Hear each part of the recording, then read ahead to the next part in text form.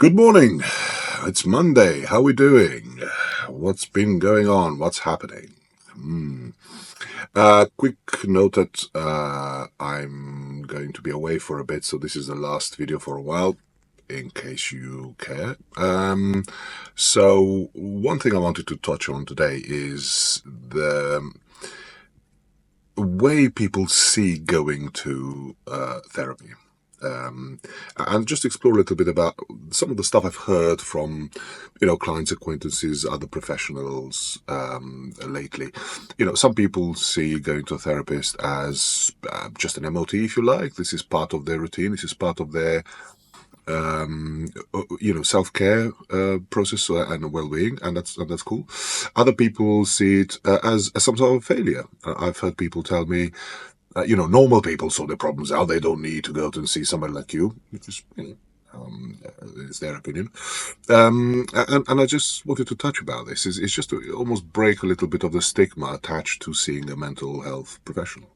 Now, the way I look at it, essentially, is imagine if you're doing a puzzle, because you're one of those people that got a puzzle for Christmas, or you might just enjoy puzzles. And it's a really complicated puzzle. Maybe it's just a horse or something, and you're really kind of struggling sometimes to put the pieces together.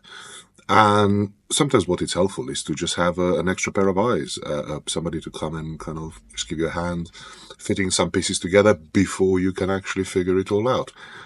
Pretty much therapy, that's what it is, And I think it's important to realize that you don't go to a therapist to be cured necessarily. I'm not talking about obviously psychiatric help. I'm talking about, counseling, psychology, and so on. You don't go to be cured. You don't go to be taught about your life. You don't go to there to receive, some pearls of amazing wisdom from these oracles of mental health or whatever. All you are doing essentially is just having a chat with somebody who is providing that extra pair of hands for you to figure out the puzzle of your mental health, if you like, or your life at the moment. It's pretty much what it is. Yes, obviously we have some experience about, these matters, and we might be able to offer some insight. But like I always say to my clients is, I'm just a mirror. You display your image, if you like, and then maybe I just change the angle a little bit, or we tweak things, and you see things from a different perspective. And maybe that insight or that extra insight is helpful in you figuring out where you want to be in life, or what's the next step for you. It's not about, well, is this all there is? Where's the words of wisdom? Where's the guidance? Where's you telling me what to do and how to do it better? That's not really kind of what we're here for. If you essentially exchange your opinion or the way you do things with somebody else's opinion and the way somebody else might see that you need to do things, then that's still a crutch. It's about you finding that extra perspective, or basically just finding that extra bit of the puzzle that you need to unlock a whole area of your well-being. That's kind of what it is. So I think we need to break down the stigma in two ways. Firstly, that going to a therapist or a mental health specialist is some sort of shameful act of not being able to cope with life by myself. It is not that. Some people just like that interaction, and they find it part of their self-care. As I said, some people find it as some sort of intervention. I need to do something now, and that's absolutely fine. And secondly, a therapist is not necessarily going to be, Gandalf. They're not going to basically show you the way all the way and somehow be a total expert on everything that's happening to you.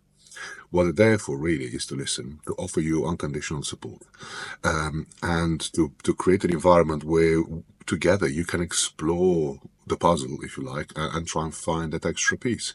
Yes, they might have some insight. Yes, they might have some knowledge of research that's suggested that a certain thing is more helpful than other, or what have you. That's equally true, but they're not really there to kind of provide some sort of messianic leadership to your life. They're really just there to, again, offer that extra pair of eyes in case you need that extra bit of support. There's nothing shameful in that. There's nothing, embarrassing. There's nothing that one need to be worried or need to feel somehow like they're failing. So yeah, I think a good therapist will emphasize these points, and also a good therapist will also be very honest about what they can and can't do. For example, if your issues are very much cultural, or if you're part of the LGBTQ community or whatever, and the therapist doesn't really have that sensitivity, or is not really doesn't think that they're able to work with that particular orientation or with that particular on that particular subject, they should really tell you and say, look, I appreciate you need help with this, whatever, but I might not be the best person to do it. Because ultimately it's about trust, it's about the relationship, and it's about two people trying to figure something out. And at the same time, they both have to be honest about what they can and can't do. And equally, it's really not a therapist's job to offer advice, as I said, but it's more to just help you get a different perspective.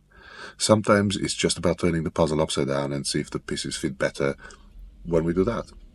And that's all really there is to it. There is no myth, there is no magic. There is no absolute, authority on a part of one another over the other's life. None of that. It's just two people trying to get a connection and trying to figure things out. Anyway, I hope you have a very good rest of the week. I say I won't be here for a while. I'm sure you are howling with sadness when I say this. But I hope to see you all well when I next turn up, which should be in about 2 weeks or so. Have a good one now.